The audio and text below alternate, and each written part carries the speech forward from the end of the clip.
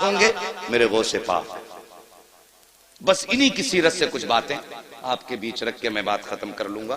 میرے سرکار غوث پاک کی سیرت دیکھیے، آج اپنے حالات کا جائزہ لیں۔ 11ویں شریف کا لنگر ہوتا ہے، لڑ جاتے ہیں پلیٹوں کے چکر میں، میری تو نے پلیٹ ہی توڑ ڈالی۔ ہاں، بانٹنے والے کے کپڑے نوچ لیتے ہیں، ارے میں پکا 11ویں والا ہوں بھائی۔ یہ ہماری قوم کا مزاج ہے، حلوہ بنے تو سب سے آگے، زردہ بنے تو سب سے آگے۔ حلوے تو کھائے گا تو سیرت کون سیکھے گا، زردے تو کھائے گا تو سیرت کون سیکھے گا۔ ہاں، میرے سرکار غوث پاک کا کردار دیکھو، اللہ اکبر۔ سرکار غوث پاک کے دور میں گویا تھا جس کی آواز بڑی اچھی تھی، اتنی اچھی آواز تھی کہ لوگ اس کو گانا سننے کے لیے بلایا کرتے تھے، وہ گانے گایا کرتا تھا۔ لیکن اب سنو اللہ والوں کے کام کیا ہوتے ہیں، سننا ذرا غور سے اس بات کو، شاید کہ اتر جائے تیرے دل میں میری بات۔ انہوں نے غوث پاک کے دور میں جب اس نے گانا شروع کیا نا، میرے غوث پاک فرماتے ہیں سن تیری بڑی اچھی آواز ہے، گانے نہ گایا کر، اس سے اللہ ناراض ہوتا ہے، کچھ اور نعت پڑھ لیا کر۔ وہ کہنے لگا یار دیکھو تو عبدالقادر کو میری کمائی سے جلن ہوتا ہے، میری شہرت سے جلتے ہیں۔ اللہ اکبر، غوث پاک کو اور چوراہے پہ کھڑے ہو کے برائیاں کرنے لگا۔ آج بھی کچھ لوگ ہوتے ہیں نا، ان سے کہہ دو کہ صاحب یہ کام نہ کرو تو کہتے ہیں نہیں جی تم تو میری برائی مجھ سے جلتے ہو، میری ترقی سے جلتے ہو۔ اللہ اکبر، ایسے ہی اس نے جواب دیا۔ وقت گزرتا گیا، لوگوں میں اس کی بڑی مقبولیت ہوئی، وہ پیسے کما کے لاتا تھا، گھر والے کھانا کھلا دیتے تھے، لاتا تھا کھلا دیتے تھے۔ لیکن یاد رکھو ہر چیز کی ایک عمر ہوتی ہے، اور صاحب کبھی یہ سوچ کے گناہ نہ کیا کرو کہ بڑھاپا آئے گا تو توبہ کر لیں گے، ابھی تو جوانی ہے، ابھی تو دیکھا ہی کیا ہے۔ نہیں جی، عمر کے کسی بھی حصے میں موت آ سکتی ہے۔ قسمت والے ہوتے ہیں جنہیں بڑھاپا ہاتھ آ جاتا ہے۔ اب تو دیکھا کہ سفید بالوں والے بستر پہ لیٹے رہتے ہیں، اور جوان لوگوں کے جنازے گھروں سے ہم نے اٹھتے دیکھے ہیں۔ یار موت کی تیاری کر لو، موت کی تیاری کر لو، اللہ کے بندو موت کو دور نہ جانو۔ موت ہمارا پیچھا کر رہی ہے، ہم موت سے بھاگ رہے ہیں لیکن موت ہمارے پیچھے ہے، ایک دن آ کے ہمیں پکڑ لے گی۔ اللہ اکبر، سرکار غوث پاک فرماتے ہیں سن تو توبہ کر لے۔ اس نے کہا نہیں تم جلتے ہو میری ترقی سے۔ وقت بدلا، گلے میں اب اس کے بڑھاپے کے اثر آئے، آواز دبنے لگی، لوگوں نے اس کو بلانا شروع کر دیا۔ لوگوں نے جب اس کو بلانا شروع بند کر دیا، جب آواز ختم ہوئی لوگوں نے بلانا بند کیا، پیسہ ختم ہوا، گھر والوں نے کھانا کھلانا بند کیا۔ کچھ دن تک پیسہ رہا، گھر والے کھلاتے رہے، لیکن جب پیسہ بالکل ختم ہوا گھر والوں نے اس کو کھانا دینا بند کر دیا، اپنوں نے منہ لگانا بند کر دیا۔ جب اپنوں نے منہ لگانا بند کر دیا، پھٹے کپڑے ہو گئے، میلا لباس ہو گیا، کوئی کھلاتا نہیں تھا، مکھیاں بدن پہ بھنکنے لگی، کوئی پاس نہیں بیٹھاتا تھا، جا کے قبرستان میں جا کے بیٹھ گیا، سوچنے لگا ایک دن یہیں پہ آنا ہے، ہو سکتا ہے کوئی مجھے کاندھا نہ دے۔ یہ سوچ کر کے قبرستان جا کر کے بیٹھا، دنیا مخالف ہے، کوئی کاندھا نہیں دے گا، مروں گا تو یہیں رہ جاؤں گا۔ لیکن اللہ اکبر، ایک دن اسی قبرستان کے پاس سے میرے سرکار غوث پاک کا گزر ہو جاتا ہے، اور وہ کریم ابن کریم جو ٹھہرے، وہ سخی ابن سخی جو ٹھہرے، اللہ اکبر، جیسی قبرستان کے پاس سے گزرے وہی لباس اس کا پرانا ہے، مکھیاں اس کے بدن پہ ہیں۔ میرے غوث نے قدم روک دیے، غور سے دیکھا، دیکھنے کے بعد پہچان گئے یار یہ تو وہی گویا ہے جو چوراہے پہ کھڑے ہو کر میری مخالفت کیا کرتا تھا، جو چوراہے پر کھڑے ہو کر کے میری برائی کیا کرتا تھا۔ آپ گئے، اپنے شاگرد کو بلایا، بلانے کے بعد آپ نے کچھ پیسوں کی تھیلی دی اور اپنے شاگرد کے ہاتھ میں دے کر کے کہا جاؤ قبرستان چلے جاؤ، وہاں پر ایک غریب بیٹھا ہوا ہے، اس کو جا کر کے یہ پیسہ روپیہ جا کر کے دے دو۔ اللہ اکبر، جیسی وہ لے کر کے چلا، غوث پاک فرماتے ہیں نام مت بتانا کس نے دیا ہے ورنہ وہ شرمندہ ہو جائے گا۔ آج اپنی زندگی کا آپ جائزہ لیجئے، اگر زکوٰۃ بانٹتے ہیں تو کیمرے لگا کے بانٹا کرتے ہیں، خیرات تقسیم کرتے ہیں تو کیمرے لگا کے تقسیم کیا کرتے ہیں۔ یار ہم نے کوئی نیکی کی تو اللہ کو دکھانے کے لیے کی یا بندوں کو دکھانے کے لیے کی ہے؟ اگر دنیا کو دکھانے کے لیے کرتے ہو تو یہ نیکی تمہارے منہ پہ مار دی جائے گی، اگر اللہ کو دکھانے کے لیے کر رہے ہو تو پھر کسی کی پرواہ نہ کرو، کوئی دیکھے نہ دیکھے، بس یہ سوچا کرو کہ یا تو خدا دیکھے یا مدینے والا مصطفیٰ دیکھ لے، اور کسی کی غربت کا تماشا نہ اڑایا کرو۔ آج لائنیں لگتی ہیں، رمضان کا مہینہ آئے گا، خیرات بانٹیں گے دولت والے، اعلان کریں گے اس کی طرف سے کمبل بٹ رہے ہیں، وہ غریب جا کے بیٹھ جاتے ہیں، شرم نہیں آتی؟ انتظار کراتے ہو، آگے بڑھو، وقت بہت کم ہے صاحب۔ میں کہتا ہوں کوئی بھی کام کرنا ہو اللہ کی رضا کے لیے کیا کرو، ہمیں مرنا ہے، بس یہ یاد رکھو ہمیں حسنین کے نانا کو منہ دکھانا ہے، مولا علی کا بھی سامنا کرنا ہے، صاحب ان کا سامنا کرنا ہے، کس منہ سے سامنا کرنا یہ تجھے اور مجھے سوچنا پڑے گا۔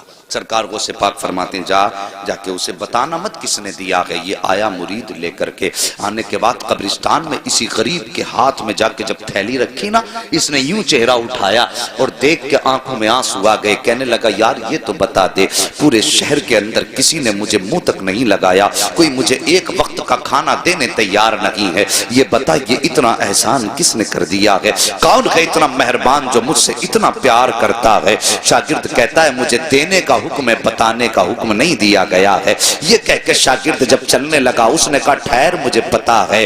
اللہ اکبر، جیسی وہ واپس آیا ہے وہ مرید شاگرد آ گیا، سرکار غوث پاک پڑھانے میں مصروف ہیں، جب واپس آیا تو آ کر کے وہی فقیر بھکاری دروازے پہ کھڑا ہو گیا۔ میرے غوث اپنی جگہ سے اٹھ کے کھڑے ہو گئے، ہاں ہاں یہ آئینہ ہے آج کے پیروں کے لیے جن کے پاس غریبوں سے ملنے کا ٹائم نہیں ہوتا ہے، ان پیروں کے لیے جو امیروں کے یہاں پہ صبح و شام گزارا کرتے ہیں، غریب دروازے پہ آئے تو اسے ٹائم دے کے ٹال دیا کرتے ہیں، تجھے جمعرات میں آنا تجھے پیر میں آنا ہے، امیر آ جائے تو آئیے استقبال کیا جاتا ہے۔ یار شرم کرو، تم کتنے بھی بڑے پیر ہو جاؤ غوث پاک سے بڑے پیر نہیں ہو سکتے ہو۔ اخلاق دیکھو میرے غوث پاک کا، جیسے یہ غریب دروازے پر آیا ہے، آ کر کے میرے غوث نے دیکھا کھڑا ہے، اٹھ کے اپنی جگہ سے کھڑے ہو گئے اور فرماتے بتا اب بھی کچھ کمی رہ گئی ہے؟ اتنا سندا تھا، آنکھوں میں آنسو آئے، ہچکی بھر کے رونا شروع کر دیتا ہے۔ میرے غوث اپنی جگہ سے چلے ہیں، چلنے کے بعد اس کے پاس جا کے کھڑے ہو گئے۔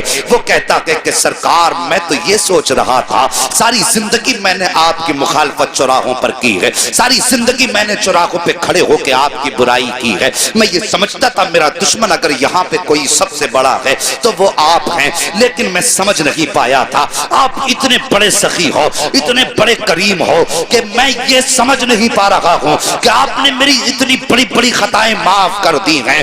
اتنا سننا تھا۔ میرے غوث مسکرا کے کہتے ہیں بتا اور بھی کچھ چاہیے؟ اس نے کہا سرکار مجھے یاد ہے ایک بار جوانی میں مجھ سے کہا تھا کہ توبہ کر لے خدا راضی ہو جائے گا، میں نے آپ کی نہیں مانی تھی، اب بس اتنا بتائیے کیا آج توبہ کروں گا تو کیا میرے گناہ معاف ہو جائیں گے؟ میرے غوث مسکراتے ہیں اور کہتے ہیں لا ہاتھ بڑھا دے، ہاتھ میں ہاتھ دے دے، صرف توبہ سے گناہ کی معاف نہیں ہوں گے بلکہ اللہ تجھے محبوب بھی بنا لے گا۔ اس نے اتنا سنا ہے، تڑپ کے کہتا ہے سرکار کیا اتنا بڑا کرم بھی ہو سکتا ہے؟ میرے غوث کہتے ہیں ہاتھ بڑھا دے، توبہ کرنا تیرا کام ہے اور تجھ کو ولی بنا دینا یہ عبد القادر جیلانی کا۔ نعرہ تکبیر، نعرہ رسالت، علماء اہل سنت، مسلک اعلی حضرت، جشن غوث الورا، نعرہ تکبیر، نعرہ رسالت۔ ہاں ہاں صاحب، انہوں نے تو رات دن کی برائی کرنے والوں کو معاف کر دیا، اب اپنے گریبان میں جھانک کے ذرا دیکھئے، اگر چوراہے پہ باپ بیٹے کو ڈانٹ دینا تو بیٹا کہتا ہے تم نے میری بے عزتی کر دی، اور پھر کئی دن تک باپ سے نہیں بولتا ہے۔ ہم نے تو بھائیوں کے بیچ ایسی دیواریں دیکھی ہیں یار، بھائی بھائی ہوتا ہے، اللہ کی قسم بھائی وہ نعمت ہے جس دن یہ چلا جائے گا نا اس دن اس کی قدر معلوم ہوگی۔ اور تمہیں پتا کیا کہ بھائی کیا ہوتا ہے؟ اگر بھائی کی قدر جاننی ہے تو کوئی پوچھے میرے حسین سے کربلا کے میدان میں جب غازی عباس کی شہادت ہوئی تھی، میرے حسین نے یوں ہاتھ رکھ کے کہا تھا آج حسین کی کمر ٹوٹ گئی ہے اور تجھے بھائی کی طاقت کا اندازہ نہیں ہے، آج بھائی بھائی کے خلاف کھڑا ہوا ہے۔ صاحب کب تک لڑو گے، کب تک لڑتے رہو گے؟ ہم نے تو اپنوں کو معاف کرنا نہیں سیکھا، انہوں نے تو دشمنوں کو بھی سینے سے لگایا ہے، پھر کیسے کہتے ہو غوث کا دامن نہیں چھوڑیں گے؟ اللہ اکبر، ہم نے یہاں تک دیکھا ہے حضرت جی، یہاں تک دیکھا ہے کہ بھائی بھائیوں کے اختلاف اتنے بڑھ جاتے ہیں کہ گھر کے اندر فنکشن ہوتا، ایک بھائی کے گھر میں فنکشن ہے، دوسرا بھائی دروازہ بند کر کے بیٹھا ہے، بھائی کے بچے پوچھ کے کہتے ہیں ابا بتائیے کیا چچا ہمیں منانے کے لیے آئیں گے؟ باپ کے بچے منہ زبان پہ ان بچوں کے لیے کوئی جواب نہیں ہوتا ہے، وہ سوچتا ہے ہاں کہتا ہوں اور بھائی نہ آیا تو بچوں کو کیا منہ دکھاؤں گا، اور اگر نہ کہتا ہوں تو بھائی بچے کہیں گے ابا جی آپ کے دل میں کوئی کمی ہے، مگر جب باپ پوچھتا کہ بچے پوچھتے ہیں بھائی آئے گا تو باپ ٹال دیا کرتا کہتا ہے او یار تمہارے بچے جب خوشیاں مناتے ہیں تمہارے بھائی بھائیوں کی ناراضی کا نتیجہ یہ ہوتا ہے کہ تمہارے دروازے پر ایک کتا بھی چوڑے چمار بھی کھا کے چلے جاتے ہیں. اگر تمہارے دروازے پہ نہیں آیا تو اپنا بھائی نہیں آیا ہے. تم نے گاؤں کے پردھان کو منانے کے لیے اپنے گھر لانے کے لیے اپنے پیر کی جوتیاں تک توڑ ڈالی ہیں. اگر نہیں پہنچے ہو تو بھائی کے دروازے تک نہیں پہنچے ہو, ایک بار اس کے دروازے پہ اگر چلے جاتے اور جا کے اتنا کہہ دیتے بھائی مجھ سے غلطی ہو گئی ہے, اللہ کی قسم کھا کے کہتا ہوں جہاں یہ دنیا کے دولت والے تم سے 70 چکر لگواتے ہیں یہ تیرا اپنا بھائی ہے. ایک بار دروازہ تو کھٹکھٹا کے دیکھ لیتا, اور تو نے کتنی بھی بڑی اس بھائی کے خلاف سازش کی تھی ایک بار اتنا کہہ دیتا کہ بھائی خطا ہو گئی ہے, پھر اس کی آنکھوں میں دیکھتا ماں کی ممتا بھی نظر آتی, باپ کی شفقتیں بھی دکھائی دیتی, خاندان کی محبتیں بھی دکھائی دیتی, اور خون کا ابال بھی دکھائی دیتا. وہ کہتا یار چھوڑ دے, جب تو دروازے پہ آ گیا ہے میں نے تجھے معاف کر دیا ہے, تم مجھے معاف کر دے. جب تمہاری یہ ملاقات ہوتی تم مدینے سے صدا آتی اور دونوں بھائی ہو ایک دوسرے کو معاف کر کے تم نے مجھے خوش کر دیا ہے. جب یہ مدینے والا کہتا تو رب فرما دیتا جب تم نے مصطفیٰ کو خوش کر دیا کہ میں نے تم کو معافی کا پروانہ عطا فرما دیا. ہاں ہمیں تو جنت بھی اگر چاہیے.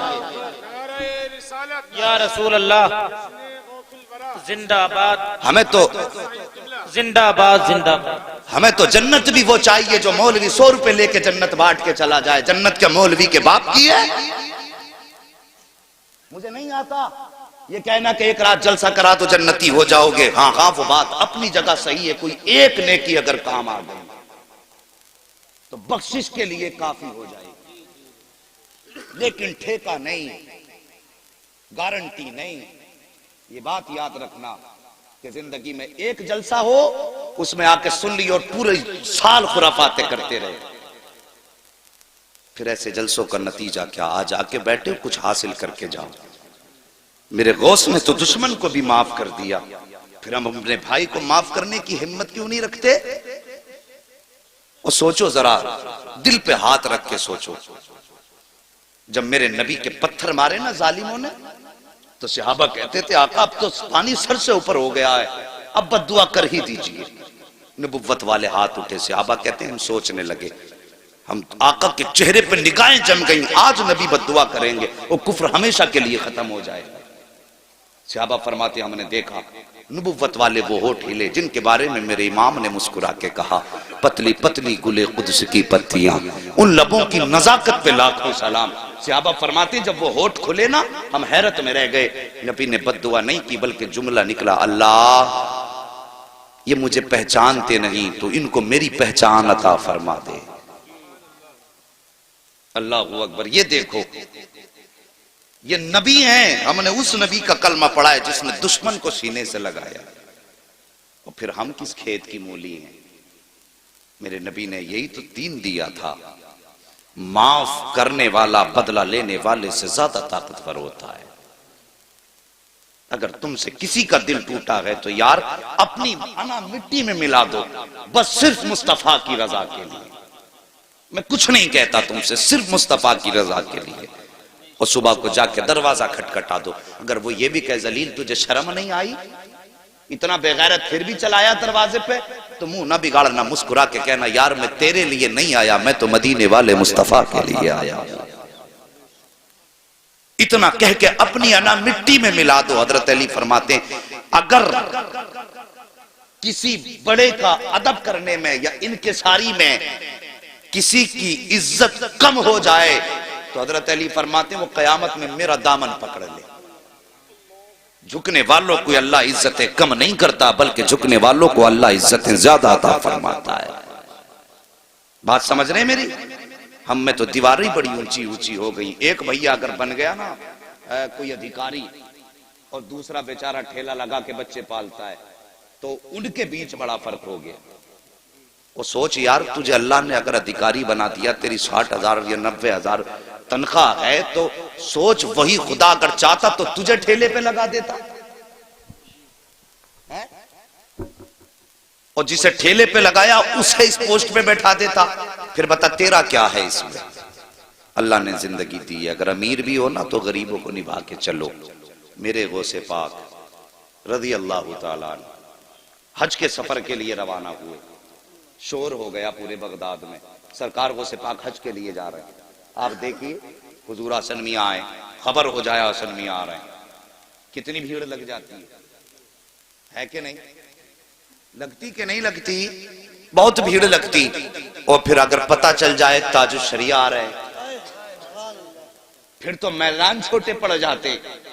سوچو اگر تاج الشریعہ کا یہ عالم ہے اور جب لوگوں کو پتہ چل جائے کہ بغداد والے غوث حج کے لیے جا رہے ہیں پھر کیا عالم ہوگا؟ بھیڑ لگنے لگی. اللہ اکبر.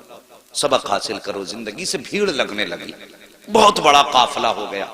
جب چلنے لگا تو ظاہر ہے پہلے کوئی ہوائی جہاز تو تھے نہیں، نہ بسیں تھی. وہ چوپایوں والی سواریوں پہ لوگ سفر کیا کرتے تھے، یہی تھا نا، سفر کرتے تھے. جب سفر کرتے تھے پیدل تو پھر راستے میں پڑاؤ بھی پڑنا یہ بھی ضروری تھا، ٹھہرنا آرام کرنا. تو کچھ بستیاں راستے میں پڑتی تھی. وہاں لوگوں کو پتہ چلا غوث پاک ادھر سے گزرنے والے ہیں تو پتہ چلا یہیں قیام کریں گے.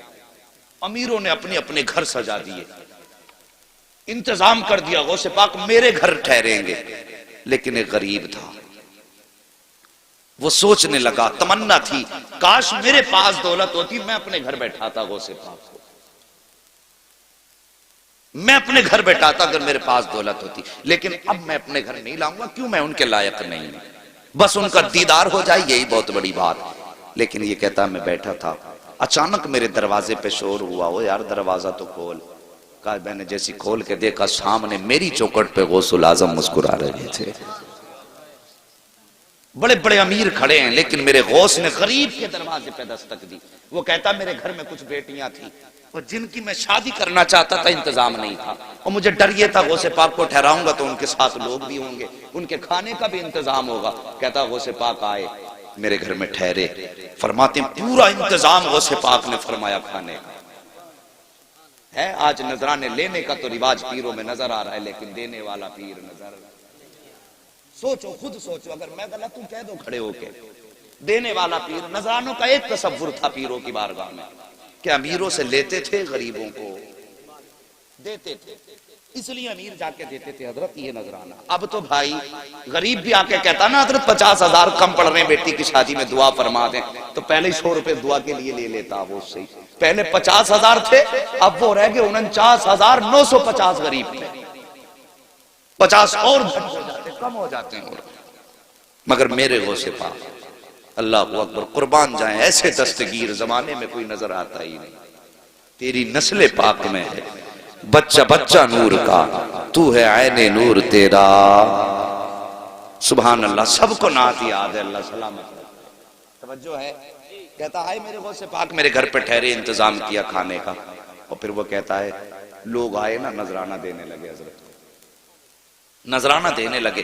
کہنے لگا انتظام سارا غوث پاک کا تھا لیکن میری بستی میں میرا چرچا ہو گیا. لو اس نے غوث پاک کے سارے ساتھیوں کے کھانے کا انتظام کیا. کہنے لگا دیکھو کام ان کا تھا، نام میرا ہو گیا.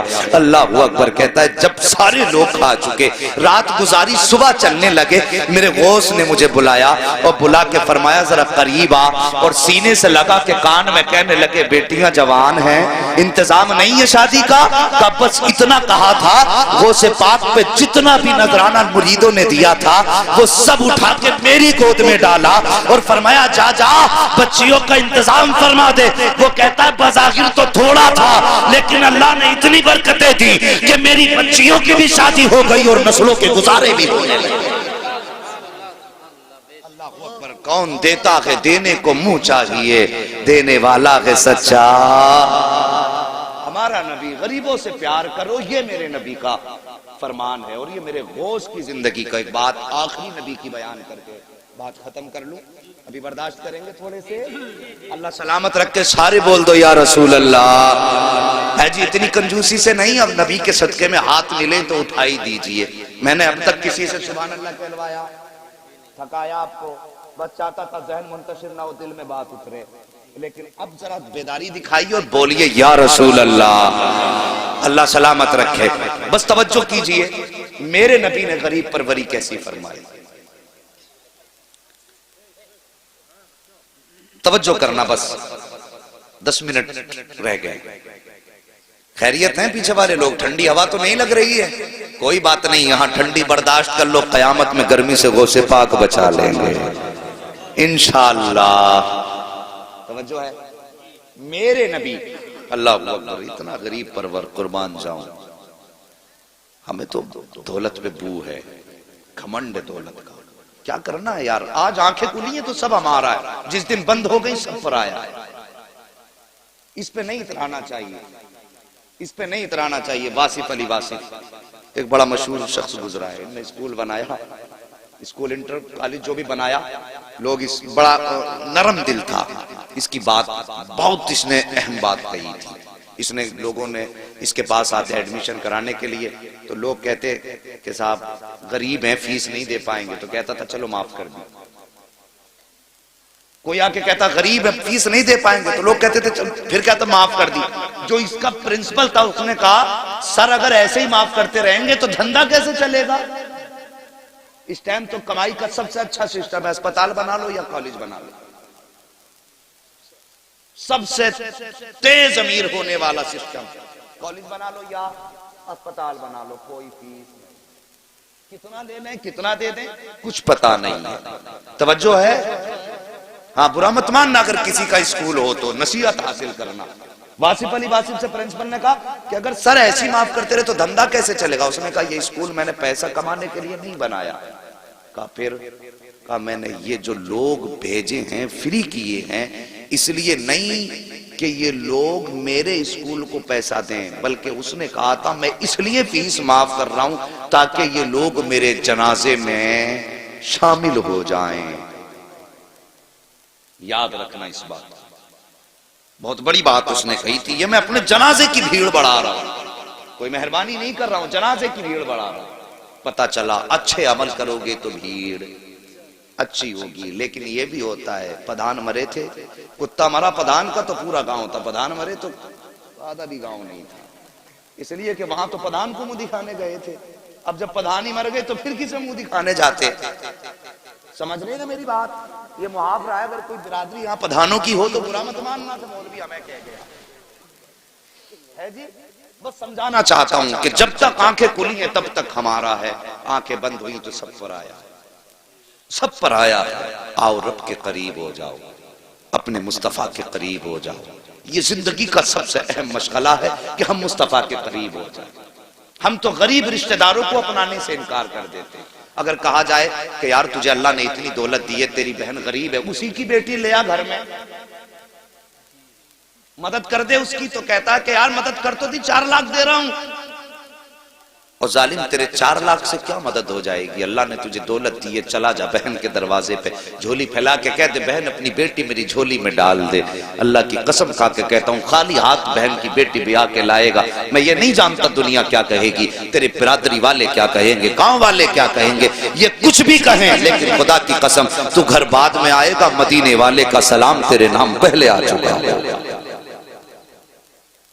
یہ کیا کرو، ہم تو غریبوں کو اپناتے ہی نہیں۔ فتح مکہ ہوا، میرے نبی مکہ شریف میں تشریف لائے، توجہ ہے، مکہ میں تشریف لائے، حضرت ام ہانی میرے نبی کی چچا زاد بہن، حضرت علی کی سگی بہن، حضرت ام سارے بولو ام ہانی، جن کے گھر سے نبی معراج میں گئے، آقا کریم ہجرت سے پہلے انہی کے گھر آ کے بستر پہ لیٹ جایا کرتے تھے، پسینہ آتا تھا نا تو حضرت ام ہانی بوتل میں بھرتی تھی، شیشیوں میں، بچے کہتے تھے امی کیا کر رہی ہو، بچے کہتے تھے پوچھا کرتے تھے کیا ہے یہ، کہا مصطفیٰ کے بدن کی خوشبو اکٹھا کر رہے ہیں۔ اللہ اکبر، ان کے ہاں مصطفیٰ بیٹھا کرتے تھے، ہجرت کر گئے، شوہر نے چھوڑ دیا، یہ مکے میں رہ گئی، میرے نبی ہجرت کر کے مدینہ چلے گئے، فتح مکہ ہوا، ہزاروں کی تعداد میں آج لشکر مصطفیٰ کے ساتھ ہے۔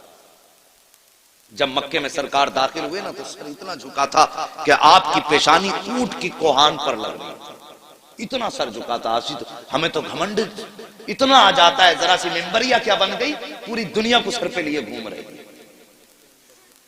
ہاں پوری دنیا کا بادشاہ میرا نبی ہے، پوری کائنات کا مالک میرا نبی ہے، اور فتح مکہ ہوا کہ ہزاروں کا لشکر پیچھے ہے. ام ہانی کے بچے دوڑ کے آئے. ماں آج وہ آیا ہے جس کے تو قصے سناتی ہے. ماں آج وہ آیا ہے جس کے تو چہرے کی تعریف کرتے نہیں تھکتی ہے. ماں آج وہ مکے میں آیا ہے جسے تو بھائی کہتی ہے. اتنا حضرت ام ہانی نے سنا. کہا کیا تو سچ کہہ رہا ہے؟ کہا ہاں ماں میں نے دیکھا ہے وہی نورانی چہرہ ہے جو ادائیں تو نے بتائی ہیں. زلفیں بھی ویسی ہیں, آنکھیں بھی اتنی حسین جتنی تو نے بتائی ہیں. اے ماں اتنا پتا آج وہ بڑی شان کے ساتھ واپس آیا ہے. تو ایک غریب بہن ہے, کیا وہ آج تیرے دروازے آئے گا کہ نہیں آئے گا؟ اللہ اکبر. اتنا ام ہانی نے سنا. کہتی ہے میرا کلیجہ دھک سے ہو گیا. اپنے بچوں سے کیسے کہوں کہ وہ آئے گا کہ نہیں آئے گا. کہتی لیکن بچوں نے اصرار کیا. میں نے دل کو سنبھال کے کہا ہاں بیٹے وہ ضرور آئے گا. کہتی میں نے بچوں سے کہہ تو دیا تھا لیکن میرے دل میں دھک دھک تھی, کہیں ایسا نہ ہو وہ نہ آئے تو بچوں کو کیا جواب دوں گی. ام ہانی کہتی ابھی اسی شش و پنج میں تھی کہ بچے کہہ رہے تھے ماں وہ کب آئیں گے, ماں وہ کب آئیں گے. کہا فرماتی ہے اچانک میرے دروازے پہ دستک ہوئی. میں نے پوچھا کون؟ کہا محمد الرسول اللہ آیا ہے. اللہ اکبر. اتنا سنا حضرت ام ہانی کہتی ہیں میں تو دروازے پہ بعد میں گئی. بچوں نے چھلانگ لگائی, مجھ سے پہلے دروازے پہ تھے. جیسی دروازہ کھولا تو سامنے وہی چہرہ تھا جس کی تعریف قرآن بیان کر رہا ہے. سامنے وہی چہرہ تھا جس کو دیکھ کر کے پتھر کلمہ پڑھنے لگ جاتے ہیں. اللہ اکبر. ام ہانی کہتی ہیں میں نے سرکار کا چہرہ دیکھا. سرکار تشریف لائے ہیں. تمہیں کیا لگتا ہے کہ مکے میں امیر نہ تھے؟ بڑے بڑے دولت والے تھے, بڑے بڑے امیر مکے میں موجود تھے, لیکن میرے نبی سب سے پہلے غریب بہن کی دہلیز پہ آئے ہیں. اللہ اکبر. میرے سرکار آئے ہیں. ام ہانی کے گھر تشریف لائے. آتے ہی سب سے پہلے جملہ ارشاد فرمایا اے بہن مجھے بھوک لگی ہے, جلدی سے کچھ کھانے کے لیے ہو تو لے کر کے آؤ. اللہ اکبر. آج امیر اپنی گردن اپنے گریبان میں جھانک کے دیکھیں. غریب رشتہ داروں کے یہاں بچوں کو لے کے جاتے ہیں تو چادر کو تین تین بار جھاڑتے ہیں, دکھاتے میں بڑا دولت والا ہوں. میں ایسی چادر پر بیٹھتا ہوں جس پہ مکھی بھی نہیں بیٹھا کرتی ہے. بچوں سے کہتے ہیں نہیں بیٹے چھچی ہے اس برتن میں مت کھانا, یہ گندا ہے, یہ مکھیاں بیٹھی ہیں. تجھے حیا نہیں آتی, تجھے شرم نہیں آتی, تجھے پتہ نہیں ہے تو نے بہن کے گھر پہ بچھی ہوئی چادر جب اپنے کپڑے سے جھاڑی ہے تو بظاہر تو تو نے اپنی شان دکھائی ہے, لیکن بستر پہ لگنے والا کپڑا صرف بستر پہ نہیں لگا بلکہ بہن کے کلیجے پہ لا کے بار بار لگا ہے. بہن کا بستر اس لیے جھاڑا جا رہا ہے کیونکہ وہ گندا ہے. آج تجھے بتاؤں بہن چیز کیا ہوتی ہے. میرے نبی حضرت ام ہانی کے گھر آئے ہیں. اللہ اکبر. کائنات کا بادشاہ ہے میرا نبی, سارے جہان کا مالک ہے میرا نبی. اللہ اکبر. 18,000 عالموں کا مالک میرا نبی ہے. ام ہانی کے گھر پہ آ کے کہتے ہیں بہن بھوک لگی ہے, اور سنو کوئی بستر تلاش نہیں کیا تھا بلکہ ٹوٹی چٹائی پہ بیٹھ جاتے ہیں. کہتے ام ہانی کچھ ہو تو لاؤ. اللہ اکبر. غربت کا عالم ام ہانی کے گھر میں ہے. گھر کے اندر کوئی کھانے کا سامان نہ تھا. حضرت ام ہانی بظاہر کچن میں گئی اور جا کر کے چھپ کے کھڑی ہو گئی. سوچنے لگی میرے مالک اب میں کیا کھانے کے لیے پیش کروں, بنانے کے لیے کچھ بھی نہیں ہے, مگر میرا نبی جو دلوں کے حال جانتا ہے. ارے یار دل کیا چیز ہے, نبی تو وہ ہے کہ اور کوئی غیب کیا. تم سے نہا ہو بھلا جب نہ خدا ہی چھپا, تم پہ کروڑوں درود. اللہ اکبر. دل کا حال جانا بہن کا. آقا فرماتے ام ہانی کچھ بنانے کی کوشش نہ کرنا, جو رکھا ہو وہی لے کے آ جاؤ. اتنا سنا ام ہانی کے دل میں دل آیا. کہتی ہیں ایک چوکا ٹکڑا تھا روٹی کا جو سوکھا ہوا تھا, تھوڑا سرکہ رکھا ہوا تھا, میں نے پیالی میں لیا, مصطفیٰ کی بارگاہ میں حاضر ہوئی. میرے نبی نے سامنے رکھا اور اس ٹوٹے ہوئے سوکھے ٹکڑے کو سرکے میں بھگویا اور بھگونے کے بعد منہ میں رکھا. ام ہانی کہتی ہے میں نے مصطفیٰ کا چہرہ دیکھا, چبانے میں تکلیف تو ہو رہی تھی لیکن نبوت کی پیشانی پہ کوئی شکن نہیں تھی. سرکار چباتے جا رہے تھے, مسکراتے جا رہے تھے. یہ نہیں کہا تھا بہن یہ سخت زیادہ ہے, یہ نہیں کہا تھا بہن حلق سے نہیں اتر رہا ہے. ام ہانی کہتی ہے میں محسوس کر رہی تھی کہ اس کو چبانے میں بھی مصطفیٰ کو تکلیف ہو رہی ہے, حلق سے اتارنے میں بھی تکلیف ہو رہی ہے, لیکن میرے نبی مسکرا رہے ہیں. ام ہانی کہتی ہیں بڑی مشکل سے میرے سرکار نے وہ لقمے حلق کے نیچے اتارے, اور اتارنے کے بعد یہ نہیں کہا تھا تو نے کیا کھلایا ہے, یہ کیا آگے رکھ دیا, بلکہ مسکرا کے کہتے ہیں ام ہانی تجھے کیا بتاؤں آج کون سی لذت تیرے کھانے میں آئی ہے. کہتے ام ہانی جو برسوں پہلے تیرے دسترخوان پہ لذت آئی تھی, آج برسوں کے بعد محمد کو وہ تیرے دسترخوان پہ اللہ نے لذت عطا فرمائی.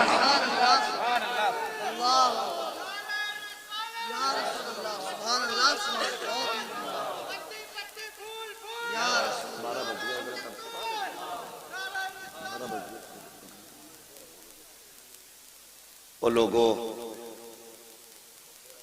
میرے نبی، اللہ اکبر، غوث پاک کی محفل میں بیٹھے ہو تو آج میرے غوث کی طرف سے یہ تحفہ سمجھ کے لے جاؤ، جب تک جئیں گے اپنے غریب رشتہ داروں کو نبھاتے رہیں گے۔ بولو انشاءاللہ۔ اپنے بھائیوں سے جو ناراضیاں ہیں انہیں ختم کریں گے، اپنی انا بھول کے مصطفیٰ کی رضا کے لیے انہیں معاف کریں گے انشاءاللہ۔ سارے بولو انشاءاللہ۔ اگر اتنا کر لیا تو میں سمجھوں گا میرا آنا قبول، تمہارا برانا قبول ہے، ورنہ کچھ بھی نہیں، ثواب تو ذکر کا مل ہی جائے گا۔ بس صاحب، اپنوں کو سینے سے لگاؤ، اپنوں کو قریب لاؤ، اور پیروں کے لیے میں نظریہ فکر دیتا ہوں۔ میرے غوث غریب کے چوکھٹ پہ ٹھہرے، میرے نبی سب سے پہلے غریب بہن کے دروازے پر آئے۔ اگر وقت ہوتا تو اور بھی ایک آدھ مثال ایسی رکھتا۔ اللہ اکبر۔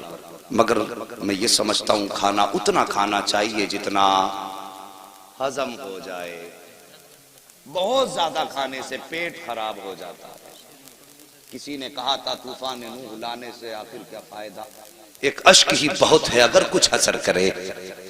بس یہ باتیں تھیں، قرآن نے فرمایا یا ایھا الذین آمنوا اتقوا اللہ وکونوا مع الصادقین، اے ایمان والو اللہ سے ڈرو اور سچوں کے ساتھ ہو جاؤ۔ یہ اسی لیے ہم اپنے غوث کا بھی تذکرہ کرتے ہیں، اپنے صابر کی بھی باتیں کرتے ہیں، اپنے وارث کے بھی چرچے کرتے ہیں، ہم اپنے امام احمد رضا کے بھی تذکرے کرتے ہیں، غریب نواز کی بھی باتیں کرتے ہیں، مفتی اعظم کے بھی ذکر کرتے ہیں، تاج الشریعہ کا بھی نام لیا کرتے ہیں، اس لیے کہ اللہ نے تقوی کے بعد ہمیں ولیوں کے دامن سے لپٹنے کا حکم دیا ہے۔ یہ اس لیے کہ جب شیطان کو دوزخ جنت سے نکالا گیا تو اس نے کہا تھا میں انہیں بھٹکاؤں گا، میرے رب نے فرمایا جا تجھے میں نے پوری طاقت دی، لگا لے طاقت۔ اللہ اکبر۔ جب اسے پاور دی تو اللہ نے ہمیں پاورفل شخصیتیں عطا فرمائی ہیں، وہ پاورفل شخصیتیں اللہ کے ولی ہیں۔ تم تقوی اختیار کرو، اللہ والوں کے دامن سے وابستہ ہو جاؤ، تقوی اختیار کرو گے، عمل سلامت رہے گا، ولیوں سے نپٹو گے جا کر کے تو ایمان سلامت رہ جائے گا۔ ٹھیک ہے جی۔ اللہ تعالیٰ میرے بولنے میں آمدن صابن جو خطائیں لغزشیں ہوئی ہوں، مولا کریم اپنے حبیب کے صدقے میں میری خطاؤں کو معاف فرمائے۔ اور سارے لوگ کلمہ شریف پڑھ لیجئے، لا الہ۔ دیکھیں اب ایمانداری سے زور سے پڑھ لو، اب کنجوسی نہیں دیجیے ہے جی، تو جو نہیں بولا وہ اب بول جائے، اگر اب بھی نہیں بولا تو پھر مجھے اب جانے کے بعد بھی تکلیف ہوگی کہ یار کلمہ بھی اتنا آہستہ پڑھ رہے تھے جیسے مسجد میں تیجا ہو رہا تھا۔ پڑھیے، ذرا لگنا چاہیے سونے والوں کو کہ وہاں مجمع تھا۔ اتنی زور سے کلمہ پڑھو، لا الہ الا اللہ محمد رسول اللہ۔ بچوں ہوئے اغلاط ان کو معاف فرمائے رب کائنات۔ زندگی نے دیا ساتھ تو پھر ہوگی ملاقات، چمن رہا تو پھول کھلیں گے، زندگی رہی تو پھر ملیں گے، مسافر ہیں ہم بھی، مسافر ہو تم بھی، کسی موڑ پر پھر ملاقات ہوگی۔ فقیران آئے صدا کر چلے، صدا خوش رہو یہ دعا کر چلے۔ یہ خلیر کمیٹی زندہ باد، پائندہ باد۔ اللہ تعالیٰ ان بچوں کو آنے والے دور میں عظیم الشان کانفرنس کرنے کی توفیق عطا فرمائے، اور پوری امت مسلمہ کو ان کے شانے سے شانہ ملا کر چلنے کی توفیق عطا فرمائے۔ آپ جلد سے خوب کرائیے، لیکن مولوی کو بلا کے بس یہ کہنا کہ یار ہم نے فضیلتیں بہت سن لی، وہ باتیں بتا جا جو ہمارے اندر کمیاں ہوں، ہمیں ہمارا آئینہ دکھا جا، تاکہ آپ کے جلسے کا بھی کچھ فائدہ ہو جائے۔